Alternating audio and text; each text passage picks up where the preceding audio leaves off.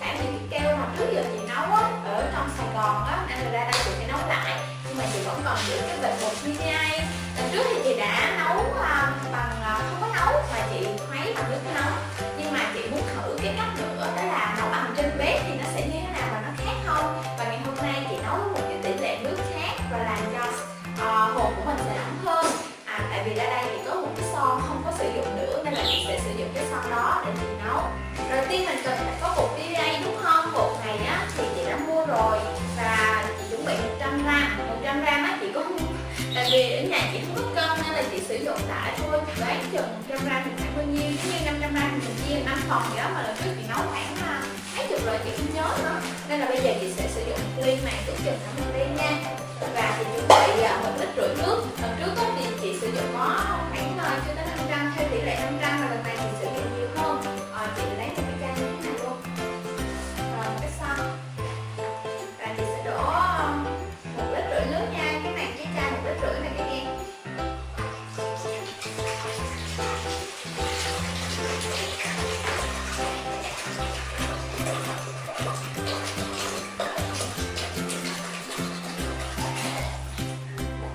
Nếu mà nấu có bao nhiêu thôi mà ra 1,5 lít hồ luôn, là nhiều lắm luôn á, rất là lợi luôn á. Rồi chị sử dụng bằng nước lạnh, nên là bây giờ chị sẽ khuấy lên và sau đó chị bắt lên bếp.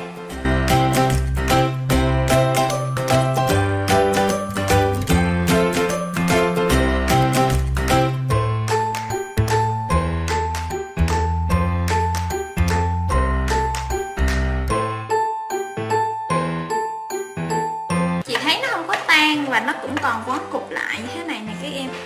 Đây. Nhưng mà không sao hết á. Bây giờ mình cứ để như vậy mình lên nấu đi. Tại vì các em có nhớ lần trước không? Mình làm á, qua một lần mình đã có kinh nghiệm. Chị đã có kinh nghiệm.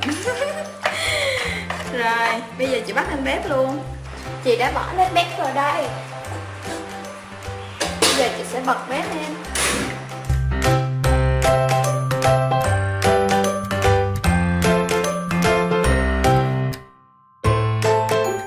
Cái son đúng chưa thiệt. Xin lỗi các em nha. Nhưng mà khi mà mình sử dụng hồ mình có thể lọc cái dơ ra cũng được, không sao.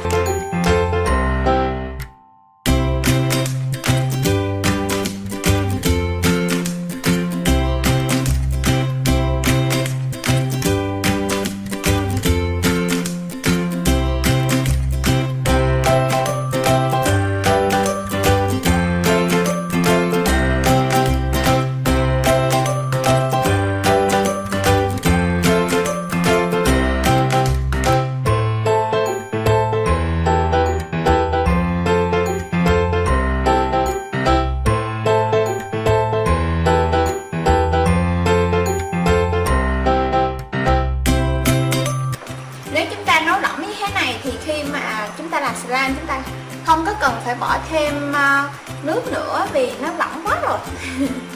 Chị nghĩ rất là lỏng luôn á. Chị thấy nếu mình dùng cái cách này á, thì hơi phiền phức hơn một chút và nó sẽ làm tốn một cái son. Còn nếu như mà chúng ta sử dụng cái cách mà chúng ta video lần trước á, mà chị làm á, thì nó sẽ rất là dễ dàng. Thì bạn nào mà chưa xem video đó thì nhớ tìm và xem lại nha. Chị sẽ cố gắng để link ở phía dưới cho các em.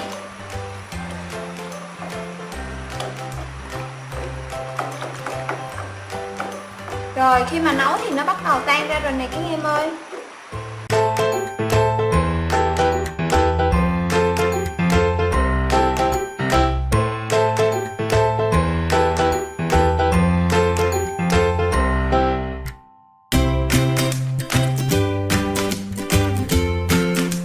Hiện tại là chị khuấy mà chị không có còn thấy nó vón cục nữa, là chị nghĩ đã gần xong rồi. Mình không có cần đợi sôi đâu nha các em, nóng lên và các em thấy khuấy mà nó tan ra rồi đó thì các em thấy là được rồi đó. Thì bây giờ thì chị tắt bếp và chị cứ để đó cho nó nguội và nó tự làm việc như thế nào đó chị không biết. Thì nhưng mà sau đó thì chúng ta sẽ nhận được một nồi keo thôi.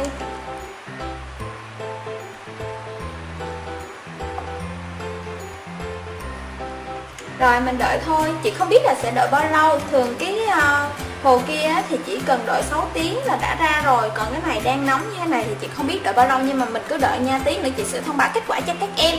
Các em ơi, đây là hồ của chúng ta. Sau 5 tiếng chờ đợi thì hồ của chúng ta đã trong lại, đến nỗi thấy cái đáy nồi màu đen luôn.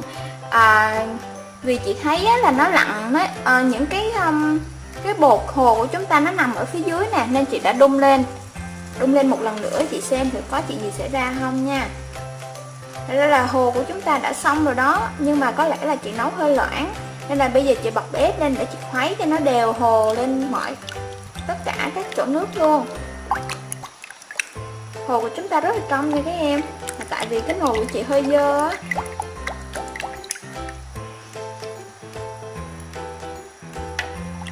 Nên là khi mà mình nấu lên một lần nữa thì những cái hồ mình nó nắng ở phía dưới thì nó đã hòa tan hơn nữa.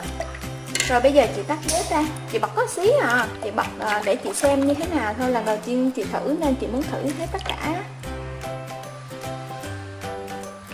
Rồi bây giờ chị sẽ đổ ra, chị làm slime nha. Chị sẽ đổ hồ vào tô nè. Hồ rất là loãng luôn các em.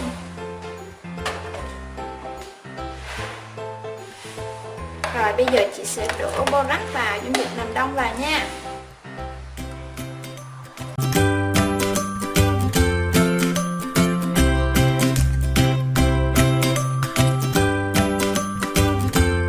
Các em ơi, chưa gì đã thành slime rồi. Ôi, thích quá, hồ của chúng ta nấu đã thành công rồi các em. Các em nhìn nè. Đó. Chị mới bỏ borax nhiều nhưng mà chị chưa có trộn thì thấy rất là trong đúng không các em? Đây, chị sẽ kéo lên cho các em xem nha. Wow. Wow.